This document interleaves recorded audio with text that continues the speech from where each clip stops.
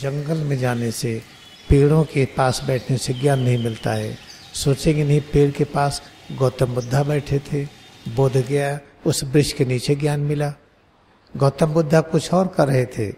गौतम बुद्धा उस पेड़ के नीचे ही नहीं बैठे थे और अनेक जगह पर बैठे थे, अनेक जगह पर चले थे, वही नहीं चले थे। हाँ, लोगों ने इसको मान्यता दे दिया, हो गया। अगर ऐसा होता कि उस बोध वृक्ष के नीचे ज्ञान मिला होता तो आप बैठिए, क्या ज्ञान मिलेगा? नहीं मिलेगा।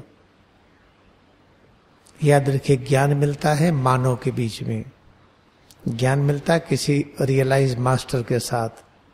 आपको मेडिकल नॉलेज कहिए तो डॉक्टर के साथ, इंजीनियरिंग का ज्ञान चाहिए तो इंजीनियर चाहिए, आपको मेडिटेशन का ज्ञान चाहिए, कोई रियलाइज मास्टर चाहिए। आपको तैरना सीखना है तो तैराक के पास जाना पड़ेगा, पेड़ नहीं सिखाएगा कैसे तैरा जाता है। तो ये सब जो हम लोग सोचते हैं कि राम वन गमन गए, 14 साल वन में रहे, पांडव 12 साल वन में रहे, वन गमन गए, जंगल में लोग रहते थे, ये सब जो कल्पनाएं करते हैं ना, ये गलत कल्पनाएं हैं। अपना जो स्वरूप है, जब आप अंदर की ओर जाते हैं तो उसको वन गमन कहते हैं। अंदर की ओर कहाँ जाएंगे? हाथों से अंदर में कहाँ जाएंगे? जहां से शक्ति आ रही है। शक्ति कहाँ से आ रही है? ब्रेन स्पाइनल कॉर्ड से। पैरों में शक्ति ब्रेन स्पाइनल कॉर्ड से, लीवर में, हार्ट में, किडनी में, आंखों में, हर जगह पर शक्ति कहाँ से आ रही है? ब्रेन स्पाइनल कॉर्ड से। जब हम अंतर यात्रा करते हैं तो उसको वनगमन कहते हैं, और जब बहिर यात्रा करते हैं तो उसको कहते हैं कि राज्य में जा रहे हैं। बहिर यात्रा को पश्चिम दिशा में चलना कहते हैं, अंतर यात्रा को पूर्व दिशा में कहते हैं। पूर्व दिशा में ज्ञान है, पश्चिम दिशा में संसार है, पश्चिम में सांसारिकता है, पूरब में आध्यात्मिकता है। तो अपने अंदर का पूरब है ये। अगर पूरब में आध्यात्मिकता है तो आप चलिए, चलते चले जाइए। अगर भारत को मानते हैं पूरब में है, और पूरब जाइए, इसके चाइना है, और पूरब जाइए, और पूरब जाइए। चलते चलते पता चला कि ये भारत हमारा पश्चिम में खड़ा है। ये तो सब सापेक्ष है ना। हम इस चक्कर में न पड़े, जो पूरब पश्चिम उत्तर दक्षिण जो बाहर का है ना, वह एक मायावी है। पूरब से ज्ञान आता है तो खोज अमेरिका में क्यों हुआ? आप ऐसे चलते चले जाइए, चलते चले जाइए, एक समय आएगा कि आप पश्चिम में खड़े होंगे, पूरब में अमेरिका होगा, तब क्या करेंगे आप? तो हम सब लोग इस फालतू के गलत तर्क वितर्क में फंस करके अपना समय नुकसान कर रहे हैं।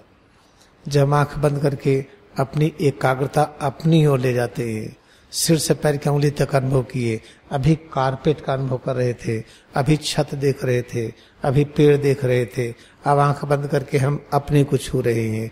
हम पूरब की यात्रा शुरू कर दिए। अपने में एकाग्रता बढ़ाते चले जाइए, बढ़ाते चले जाइए। आपको धीरे धीरे अपने अंदर और प्रवेश करेंगे, फिर सिर और रीढ़ में मन जाएगा, वहीं पर 14 भुवन दिखाई पड़ेगा। इस तरह से अंतर यात्रा को पूरब की यात्रा, अंतर यात्रा को वनगमन, बहिर यात्रा को राज्य की यात्रा, बहिर यात्रा को पश्चिम यात्रा, ये सब कहा गया है। शास्त्रों को फिर से समझने का समय आ गया है, और हमको इसीलिए चुना गया है कि हम शास्त्रों की व्याख्या को ठीक कर दें।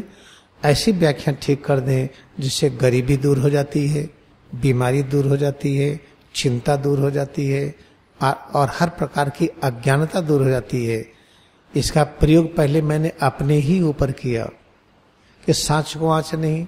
सांच क्या है? सच्ची चीज क्या है?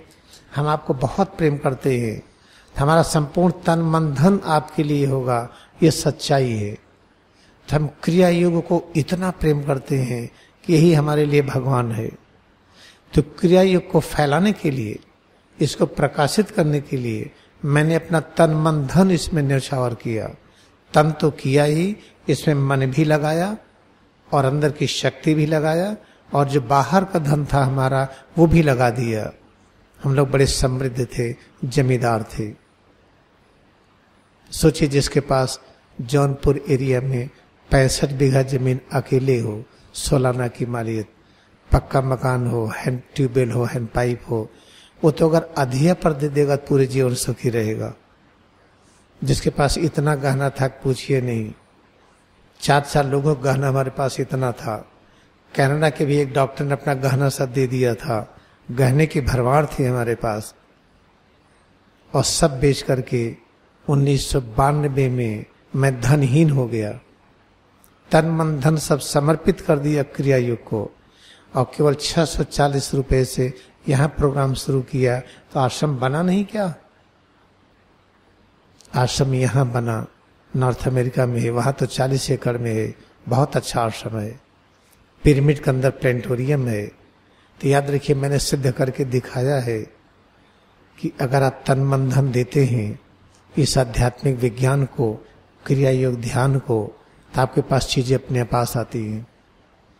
इसलिए याद रखिए, जब आप क्रिया योग में एकाग्रता बढ़ाएंगे तो आपके घर की गरीबी दूर होना शुरू हो जाएगी, शारीरिक बीमारियां दूर होना शुरू हो जाएंगी, चिंता दूर होना शुरू हो जाएगी, अज्ञानता दूर होगी। अज्ञानता किस कदर दूर होगी, बड़ा आश्चर्य होगा। पढ़ने से अज्ञानता नहीं जाती है। जो हम आपको शास्त्रों की व्याख्या कर रहे हैं ये आपको नहीं मिलेगा। और इस व्याख्या को आप सुनिए, इसको पढ़िए और इसको अभ्यास करिए। आपकी डायबिटीज चली जाएगी, ब्लड प्रेशर, गठिया, बीमारी, चिंता, अज्ञानता गारंटी के साथ। तो हमको शास्त्रों की वो व्याख्या चाहिए जो हमारी समस्याओं का निदान करे। शास्त्रों की वो व्याख्या नहीं चाहिए जो बोझ की तरह रट लें और तोता की तरह कहते रहें, कंप्यूटर की तरह बोलते रहें, सेलफोन की तरह बोलते रहें, उसका कुछ अर्थ ही न निकले। याद रखिए कि हम लोग बड़े ही भाग्यशाली हैं, हम लोग एक साथ हैं।